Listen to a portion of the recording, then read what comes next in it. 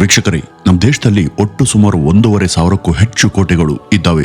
ಇವುಗಳಲ್ಲಿ ಬಹುತೇಕ ಕೋಟೆಗಳನ್ನ ನೆಲದ ಮೇಲೆ ಅಥವಾ ಬೆಟ್ಟಗಳ ಮೇಲೆ ನಿರ್ಮಿಸಲಾಗಿದೆ. ಆದರೆ ನಮ್ಮ ದೇಶದಲ್ಲಿ ಒಂದು ಕೋಟೆ ಮಾತ್ರ ಸಮುದ್ರದ ಮಧ್ಯದಲ್ಲಿ ನಿರ್ಮಾಣವಾಗಿದೆ. ಆ ಒಂದು ಕೋಟೆ ಹೆಸರು ಜಂಜಿರಾ ಕೋಟೆ. ಈ ಒಂದು ಕೋಟೆ ಎಷ್ಟು ಬಲಿಷ್ಠವಾಗಿದೆ ಅಂದ್ರೆ ಇದುವರೆಗೂ ಕೂಡ ಯಾರು ಅದನ್ನ ಜಯಿಸೋದಕ್ಕೆ ಸಾಧ್ಯ ಆಗಿಲ್ಲ. ಅದಕ್ಕಾಗಿನೇ ಇತಿಹಾಸಕಾರರು ಇದನ್ನ ಭಾರತದಲ್ಲಿ ಯಾರು ಕೂಡ ಗೆಲ್ಲೋದಕ್ಕೆ ಸಾಧ್ಯವಾಗದಂತ ಏಕೈಕ ಕೋಟೆ ಅಂತ ಇದನ್ನ ಕರೀತಾರೆ. ಅಂದ್ರೆ ನೇರವಾಗಿ ನಡೆದಂತ ಯುದ್ಧದಲ್ಲಿ ಈ ಕೋಟೆ ಯಾವತ್ತೂ ಸೋತಿಲ್ಲ. ಈ ಒಂದು ಕೋಟೆಯನ್ನ ಗೆಲ್ಲೋದಕ್ಕೆ ಪ್ರಯತ್ನ ಪಟ್ಟಂತ ಪ್ರತಿಯೊಬ್ಬರಿಗೂ ಸಿಕ್ಕಿದ್ದು ಕೇವಲ ಅವಮಾನ ಮತ್ತು ಭಾರಿ ನಷ್ಟ ಮಾತ್ರ. ಮೊಘಲ್ ಚಕ್ರವರ್ತಿಗಳ ಸೈನ್ಯ ಆಗಲಿ ಅಥವಾ ಛತ್ರಪತಿ ಶಿವಾಜಿ ಮಹಾರಾಜರ ಯುದ್ಧ ತಂತ್ರಗಳಾಗಲಿ ಈ ಕೋಟೆ ಮುಂದೆ ಅದ್ಯಾವುದು ಲೆಕ್ಕಕ್ಕೆ ಬರಲಿಲ್ಲ. ಇದನ್ನ ನಮ್ಮ ದೇಶದ ಇತಿಹಾಸದಲ್ಲಿ ಅತ್ಯಂತ ಅಪಾಯಕಾರಿ ಮತ್ತು ಅಜಯ ಕೋಟೆ ಅಂತಾನೆ ಇದನ್ನ ಕರೀತಾರೆ. ಮುಂಬೈನಿಂದ ಸುಮಾರು 150 ಕಿಲೋಮೀಟರ್ ದೂರದಲ್ಲಿ ಇರುವಂತಹ ಸಮುದ್ರದ ಮಧ್ಯದಲ್ಲಿ ಈ ಒಂದು ಕೋಟೆಯನ್ನ ನಿರ್ಮಾಣ ಮಾಡಲಾಗಿದೆ. ಆಶ್ಚರ್ಯಕರ ಸಂಗತಿ ಏನಂದ್ರೆ ಸಮುದ್ರದಿಂದ ನೋಡಿದಾಗ ಈ ಒಂದು ಕೋಟೆ ಸಂಪೂರ್ಣವಾಗಿ ಕಾಣೋದಿಲ್ಲ. ಈ ಒಂದು ಕೋಟೆಯ ನಿರ್ಮಾಣದ ಹಿಂದೆ ಇರುವಂತಹ ಕತೆ ಒಂದು ಸಿನಿಮಾದ ಕತೆ ಅಂತಾನೆ ಇದೆ. ಇಲ್ಲಿ ಒಂದು ವಿಶೇಷ ದ್ವಾರ ಇದೆ. ಈ ಒಂದು ದ್ವಾರವನ್ನು ತೆರೆದ್ರೆ ಅಪರಾಧಿಗಳನ್ನ ನೇರವಾಗಿ ಸಮುದ್ರಕ್ಕೆ ತಳ್ಳಿ ಬಿಡುವಂತ ವ್ಯವಸ್ಥೆ ಇತ್ತು. ಈ ಒಂದು ಕೋಟೆಯನ್ನ ಗೋಳಾಕಾರದಲ್ಲಿ ಕಟ್ಟಿಲ್ಲ, ಬದಲಾಗಿ ಮೊಟ್ಟೆ ಆಕಾರದಲ್ಲಿ ನಿರ್ಮಾಣ ಮಾಡಲಾಗಿದೆ. ಅವ್ರಿಗೆ ಗೋಳಾಕಾರದಲ್ಲಿ ಕಟ್ಟೋದಕ್ಕೆ ಬರೋದಿಲ್ಲ ಅಂತ ಅಲ್ಲ, ಇದು ಒಂದು ಯುದ್ಧದ ತಂತ್ರ.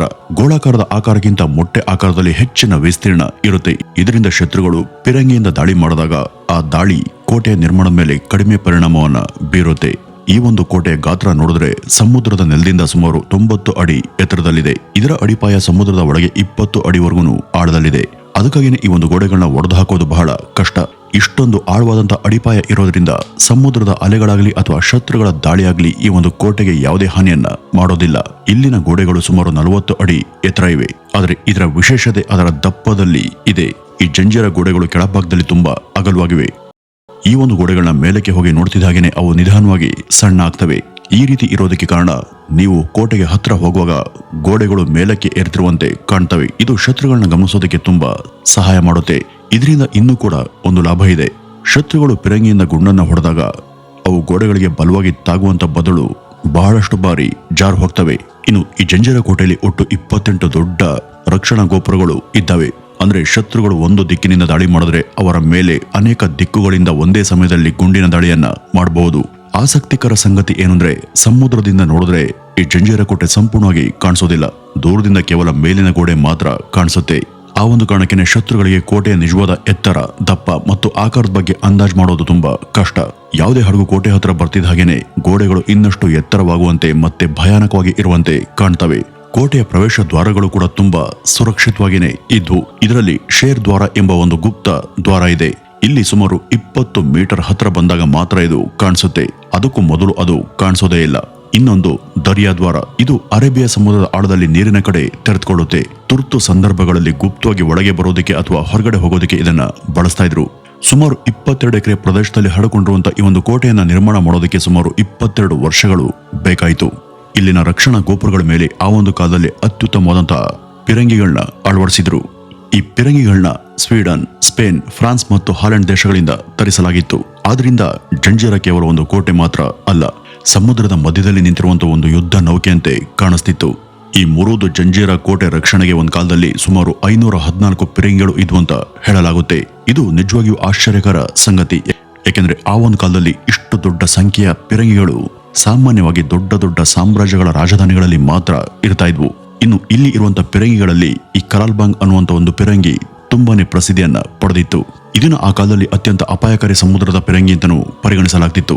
ಇದು ಹಲವಾರು ಕಿಲೋಮೀಟರ್ ದೂರದವರೆಗೂ ಗುರಿಯನ್ನ ತಪ್ಪದೆ ಹೊಡಿತಾ ಇತ್ತು. ಇದರ ಹೊಡೆತ ಎಷ್ಟು ಬಲವಾಗಿ ಇರ್ತಾ ಇತ್ತು ಅಂದ್ರೆ ಶತ್ರುಗಳ ಹಡಗುಗಳು ಕೋಟೆ ಹತ್ರ ಬರೋದಕ್ಕೆ ಮುಂಚೆನೆ ನಾಶ ಆಗ್ತಿದ್ವು.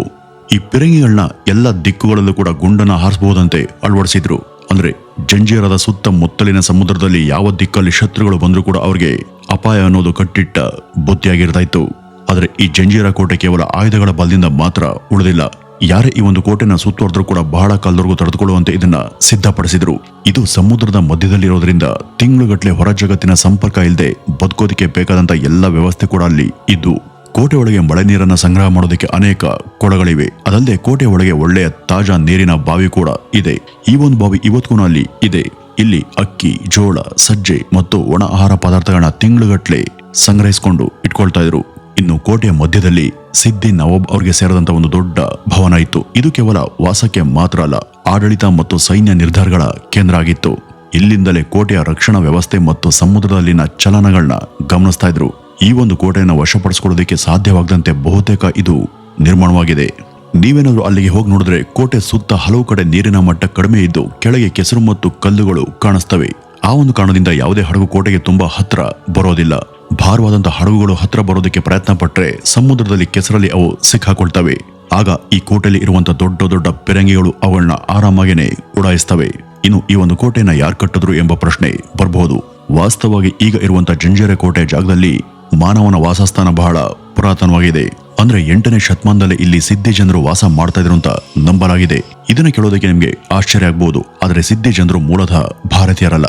ಅವರು ಪೋರ್ಚುಗೀಸ್ಗಳ ಜೊತೆ ಇಲ್ಲಿಗೆ ಬಂದವರು. ಅವರ ಮೂಲ ವಾಸಸ್ಥಳ ಅಬಿಸಿನಿಯಾ ಅಂದ್ರೆ ಇಂದಿನ ಇಥಿಯೋಪಿಯಾ ಅಂತ ಹೇಳಲಾಗುತ್ತೆ. ದೆಹಲಿ ಸುಲ್ತಾನರ ಕಾಲದಲ್ಲಿ ಅವರನ್ನ ಅಂಗರಕ್ಷಕರಾಗಿ ಮತ್ತು ಸೈನಿಕರಾಗಿ ಬಳಸ್ಕೊಳ್ತಾ ಇದ್ರು. ಆದರೆ ನಿಧಾನವಾಗಿ ಅವರ ಗುರುತು ಕೇವಲ ಇದಕ್ಕೆ ಮಾತ್ರ ಸೀಮಿತರಾಗಲಿಲ್ಲ. ವಿಶೇಷವಾಗಿ ಸಮುದ್ರದ ಯುದ್ಧಗಳಲ್ಲಿ ಸಿದ್ದಿ ಸೈನಿಕರನ್ನ ಬಹಳ ಅಗತ್ಯವಾಗಿ ಬಳಸ್ಕೊಳ್ಳಲಾಗ್ತಿತ್ತು. ಅವರಲ್ಲಿ ಇರುವಂತಹ ಸಾಮರ್ಥ್ಯದ ಕಾರಣದಿಂದ ರಾಜರಿಂದ ಅವರಿಗೆ ಹೆಚ್ಚಿನ ಗೌರವ ಸಿಗ್ತಾ ಇತ್ತು. ಬಹಮಾನಿ ಸಾಮ್ರಾಜ್ಯದ ಕಾಲದಲ್ಲಿ ಜುನ್ನರ್ ಪ್ರದೇಶದಲ್ಲಿ ಮಾಲಿಕ್ ಅಹಮದ್ ಎಂಬ ಅಧಿಕಾರಿ ಇದ್ದ. ಸುಮಾರು 1482ರಲ್ಲಿ ಅವನು ಜಂಜೀರವನ್ನ ಸುತ್ತುವರಿಯೋದಕ್ಕೆ ಪ್ರಯತ್ನವನ್ನ ಪಟ್ಟಿದ್ದ. ಆದರೆ ಗೆಲ್ಲೋದಕ್ಕೆ ಸಾಧ್ಯ ಆಗಲಿಲ್ಲ. ನಂತರ ಬಹಮಾನಿ ಸಾಮ್ರಾಜ್ಯ ವಿಭಜನೆ ಆದ ನಂತರ ಮಾಲಿಕ್ ಅಹಮದ್ ನಿಜಾಂ ಶಾಹಿ ಸಾಮ್ರಾಜ್ಯವನ್ನ ಸ್ಥಾಪಿಸ್ತಾನೆ. ಆಗ ಅವನು ಮತ್ತೊಂದ್ಸಾರಿ ಜಂಜೀರವನ್ನ ಗೆಲ್ಲೋದಕ್ಕೆ ಪ್ರಯತ್ನ ಪಟ್ಟಿದ್ದ. ಆ ಒಂದು ಸಮಯದಲ್ಲಿ ಕೋಟೆ ಸುತ್ತ ಮೀನುಗಾರರು ವಾಸ ಮಾಡ್ತಿದ್ರು. ನಂತರ ಅವರೆಲ್ಲರನ್ನೂ ಕೂಡ ಅಲ್ಲಿನ ಜಾಗವನ್ನ ಖಾಲಿ ಮಾಡಿಸಲಾಯಿತು. ಈ ಒಂದು ಕೋಟೆ ಬಹಳ ಪ್ರಮುಖ ಜಾಗ ಆಗಿರೋದ್ರಿಂದ ಇದರ ಜವಾಬ್ದಾರಿಯನ್ನ ಹಬ್ಯಿ ಅನ್ನೋನ್ಗೆ ನೀಡಲಾಯಿತು. ಈತ ಸಿದ್ದಿ ಸಮುದಾಯಕ್ಕೆ ಸೇರಿದವನಾಗಿದ್ದ. ಮೊದಲಿಗೆ ಈ ಒಂದು ಕೋಟೆ ಸಂಪೂರ್ಣವಾಗಿ ನಿರ್ಮಾಣ ಆಗಿರಲಿಲ್ಲ. ಆಗ ಒಂದು ಸರಳ ಕೋಟೆಯಂತೆ ಇದು ಇತ್ತು. ಅದನ್ನ ಮೆಟ್ಕೋಟ್ ಅಂತ ಕರೆಯಲಾಗ್ತಿತ್ತು. ಮೆಟ್ಕೋಟ್ ಎಂಬುದು ಒಂದು ಮರಾಠಿ ಪದ. ಅದರ ಅರ್ಥ ದೊಡ್ಡ ದೊಡ್ಡ ಮರದ ಕಂಬಗಳಿಂದ ನಿರ್ಮಿಸಿದಂತ ಗೋಡೆ. ಆ ಒಂದು ಸಮಯದಲ್ಲಿ ಈ ಒಂದು ಪ್ರದೇಶ ಅಹಮದ್ ನಗರ್ ನಿಜಾಂ ಆಡಳಿತದಲ್ಲಿ ಇತ್ತು. ರಾಮರಾವ್ ಎಂಬ ವ್ಯಕ್ತಿ ಈ ಮರದ ಕೋಟೆ ನಿರ್ಮಾಣ ಮಾಡೋದಕ್ಕೆ ನಿಜಾಂನಿಂದ ಅನುಮತಿಯನ್ನ ಪಡೆದಿದ್ದ. ಆದರೆ ಕೋಟೆ ನಿರ್ಮಾಣ ಸಂಪೂರ್ಣ ಆದ ನಂತರ ಈ ರಾಮರಾವ್ ತನ್ನ ಯೋಜನೆಗಳನ್ನ ಬದಲಿಸಿಕೊಂಡ. ಆತನಿಗೆ ಆ ಕೋಟೆ ಮೇಲೆ ಆಸೆ ಬಂದಿತ್ತು. ಸಮುದ್ರದ ಮಧ್ಯದಲ್ಲಿ ಇರೋದ್ರಿಂದ ಆ ನಿಜಾಂ ತನ್ನನ್ನ ಏನು ಕೂಡ ಮಾಡೋದಿಲ್ಲ ಅಂತ ಆತ ಭಾವಿಸಿದ್ದ. ಆದರೆ ಈ ಒಂದು ವಿಷಯ ಗೊತ್ತಾಗಿ ನಿಜಾಂ ಕೋಪಗೊಂಡಿದ್ದ. ಮತ್ತೆ ಅವನು ತುಂಬಾ ನಂಬಿಕಸ್ಥಾದಂತ ಪಿರಾಮ್ ಖಾನ್ ಅಲ್ಲಿಗೆ ಕಳುಹಿಸಿದ್ದ.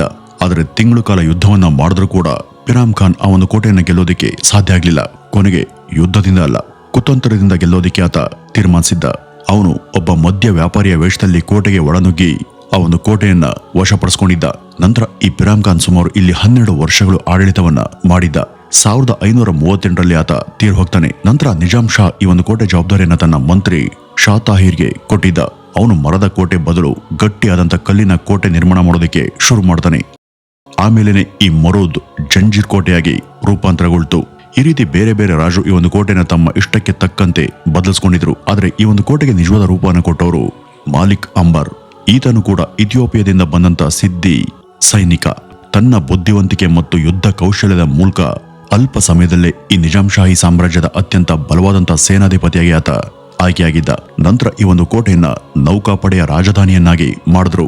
ಗೋಡೆಗಳನ್ನ ಇನ್ನಷ್ಟು ದಪ್ಪ ಮಾಡಿದ್ರು. ರಕ್ಷಣಾ ಗೋಪುರಗಳ ಎತ್ತರವನ್ನ ಹೆಚ್ಚಿಸಿದ್ರು. ಎಲ್ಲಾ ದಿಕ್ಕುಗಳಿಂದ ದಾಳಿ ಮಾಡುವಂತ ಶತ್ರುಗಳ ಮೇಲೆ ಗುಂಡನ್ನು ಹಾರಿಸೋದಕ್ಕೆ ಪಿರಂಗಿಗಳನ್ನ ಅಳವಡಿಸಿದ್ರು. 1600ರ ದಶಕದಲ್ಲಿ ಮುಘಲ್ ಚಕ್ರವರ್ತಿ ಅಕ್ಬರ್ ಅಹಮದ್ ನಗರವನ್ನ ವಶಪಡಿಸಿಕೊಂಡ. ಆದರೆ ಮಾಲಿಕ್ ಅಂಬರ್ ಜಂಜೀರದಲ್ಲೇ ಇದ್ದು ಮೊಘಲ್ಗಳ ಮೇಲೆ ದಾಳಿಯನ್ನ ಮಾಡ್ತಿದ್ದ. ನಂತರ ಅವನು 1618ರಲ್ಲಿ ಜಂಜೀರ ಆಡಳಿತವನ್ನ ತನ್ನ ಕೈಗೆ ತಗೊಂಡು ತಾನು ಜಂಜೀರದ ಮೊದಲ ಸ್ವತಂತ್ರ ನವಾಬ್ ಅಂತ ಘೋಷಿಸ್ತಾನೆ. ಹಾಗಾಗಿ ಜಂಜೀರ ಒಂದು ಸ್ವತಂತ್ರ ಸಮುದ್ರ ರಾಜ್ಯವಾಗಿ ಮಾರ್ಪಟ್ಟಿತ್ತು. ಅಕ್ಬರ್ನ ನಂತರ ಜಹಾಂಗೀರ್ ಕೂಡ ಈ ಒಂದು ಕೋಟೆಯನ್ನ ಗೆಲ್ಲೋದಕ್ಕೆ ಪ್ರಯತ್ನ ಪಟ್ಟಿದ್ದ. ಆದ್ರೆ ಅವನಿಗೂ ಅದು ಸಾಧ್ಯ ಆಗ್ಲಿಲ್ಲ. ನಂತರ ಕಾಲಕ್ರಮೇಣ ಔರಂಗಜೇಬ್, ಶಿವಾಜಿ ಮಹಾರಾಜ, ಸಂಭಾಜಿ ಮಹಾರಾಜ ಹಾಗೂ ಮರಾಠ ಸೇನೆಗಳು ಹಲವು ಬಾರಿ ಪ್ರಯತ್ನ ಪಟ್ಟರು ಕೂಡ ಈ ಒಂದು ಕೋಟೆಯನ್ನ ಯಾರಿಗೂ ಗೆಲ್ಲೋದಕ್ಕೆ ಸಾಧ್ಯನೇ ಆಗ್ಲಿಲ್ಲ. ಕೊನೆಗೆ 1818ರಲ್ಲಿ ಬ್ರಿಟಿಷರು ರಾಜಕೀಯ ಒತ್ತಡದ ಮೂಲಕ ಜಂಜೀರವನ್ನ ತಮ್ಮ ಅಧೀನಕ್ಕೆ ತೆಗೆದುಕೊಂಡ್ರು. ಆದರೆ ಇದು ಯುದ್ಧದಲ್ಲಿ ಗೆದ್ದಂತ ವಿಜಯ ಅಲ್ಲ, ಒಪ್ಪಂದದ ಫಲಿತಾಂಶ. ನಂತರ 1869ರಲ್ಲಿ ಬ್ರಿಟಿಷ್ ಅಧಿಕಾರಿ ಇಲ್ಲಿ ನೇಮಕಗೊಂಡ. ಸ್ವಾತಂತ್ರ್ಯ ಬರೋವರೆಗೂ ಈ ಒಂದು ಕೋಟೆ ಬ್ರಿಟಿಷರ ನಿಯಂತ್ರಣದಲ್ಲಿ ಇತ್ತು. ಕೊನೆಗೆ 1947ರ ಏಪ್ರಿಲ್ 3ನೇ ತಾರೀಕು ಜಂಜೀರ ರಾಜ್ಯ ಭಾರತಕ್ಕೆ ಸೇರ್ಪಡೆಯಾಯಿತು.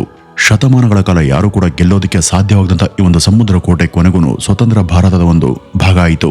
ವೀಕ್ಷಕರೇ, ಇದಿಷ್ಟು ಈ ಜಂಜೀರ ಕೋಟೆ ಬಗ್ಗೆ ಇರುವಂತ ಮಾಹಿತಿ ಅಂತ ಹೇಳ್ತಾ ಇವತ್ತಿನ ಈ ಒಂದು ವಿಡಿಯೋವನ್ನ ಇಲ್ಲಿಗೆ ಮುಗಿಸೋಣ.